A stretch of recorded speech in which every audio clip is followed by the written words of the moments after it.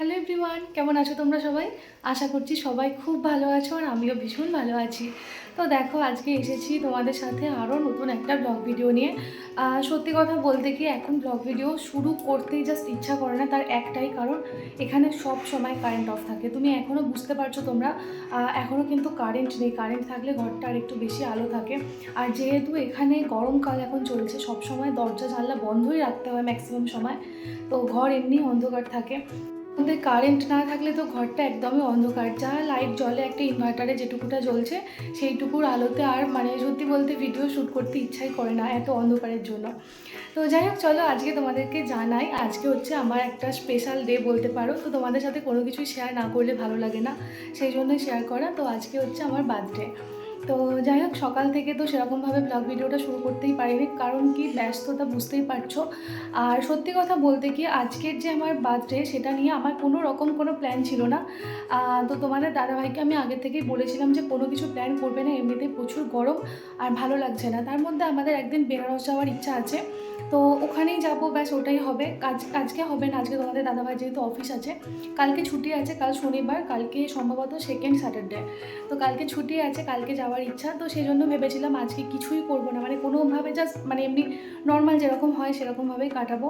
সকালবেলা ঘুম থেকে উঠে তো নর্মাল যেরকম খাবার দাবার হয় সেরকমই ভেবেছিলাম। লুচি তরকারি এসব বললো যে আজকে লুচি খাবো, আজকে মুড়ি খেতে নেই, তোমাকে খেতে হবে না, খেতে নেই না, খেতে হবে না, তো আজকে লুচি করো। তো ঠিক আছে, আমি ভাবলাম এইটুকুতেই হবে।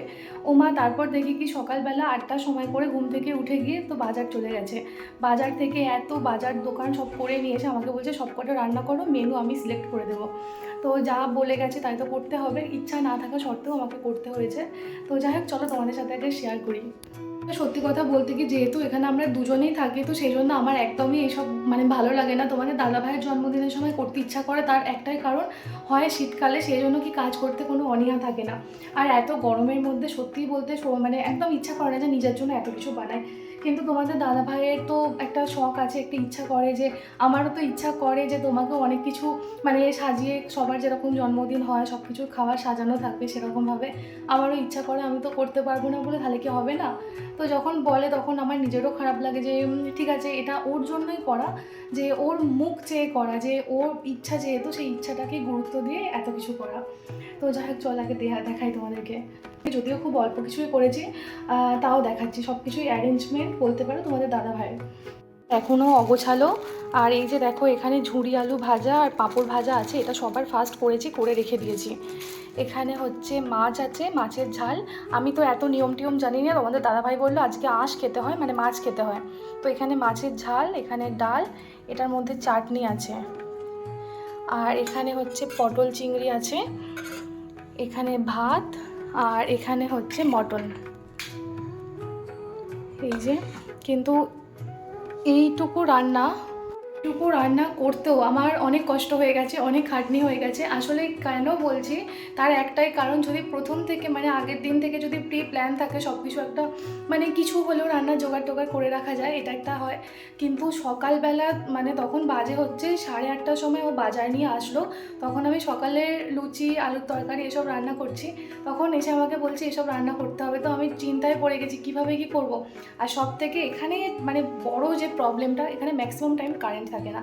তো কারেন্ট না থাকলে আদা রসুন পেস্ট করা এসব একটা ব্যাপার থেকেই থাকে। তো সব কিছু আমি কীভাবে কী করব, 2টোর সময় তোমাদের দাদাভাই আবার খাওয়ার জন্য টিফিনের জন্য আসবে।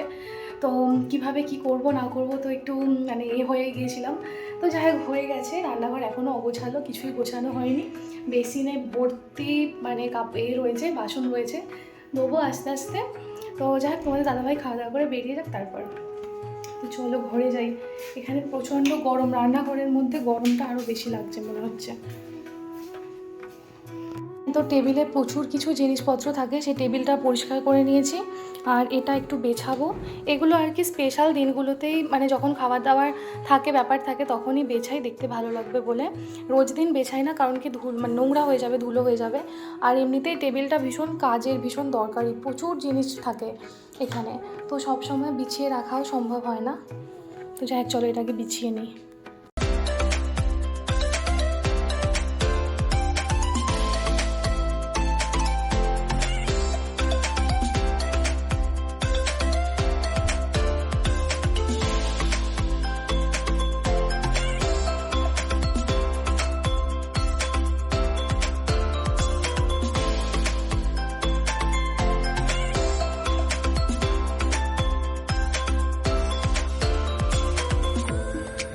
এগুলো বাকি ছিল, তোমাদের দাদাভাই এই আসলো, আজকে অনেক লেট করে এসেছে, এখন বাজে 2:30, প্রায় বাজতে যাচ্ছে।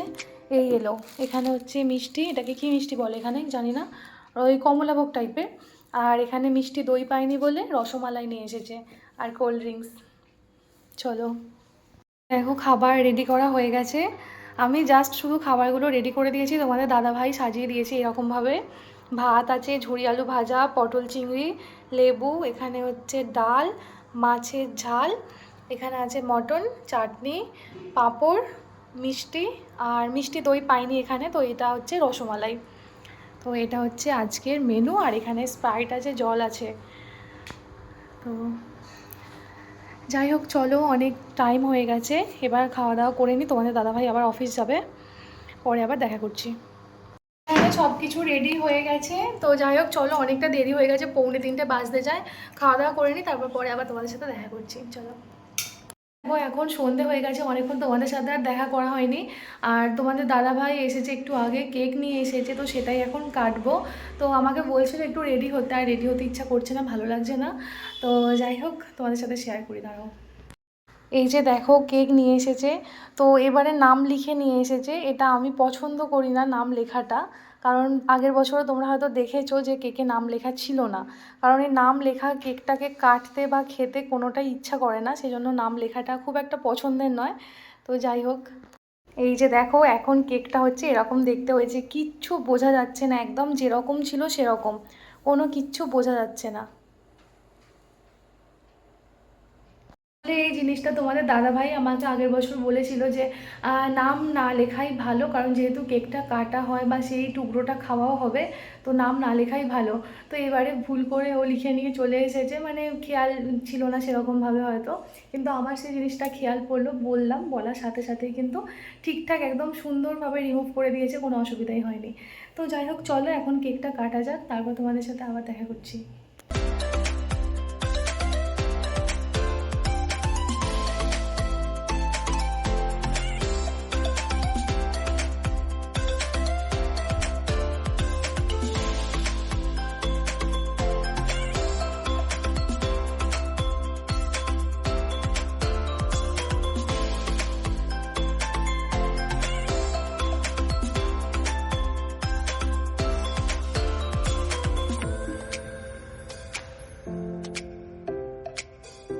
সব কিছু কমপ্লিট হয়ে গেছে, কেক কাটিংয়ের ভিডিওটা করা হয়নি, শর্ট ভিডিও নেওয়া আছে, তোমাদের সাথে শেয়ার করে দেবো।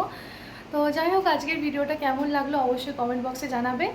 আর আজকের ভিডিওটা এখানেই শেষ করছি, দেখা হবে পরের ভিডিওতে। ততক্ষণ পর্যন্ত তোমরা সবাই খুব ভালো থেকো, সুস্থ থেকো, সাবধানে থেকো। আজকের মতো সবাইকে টাটা।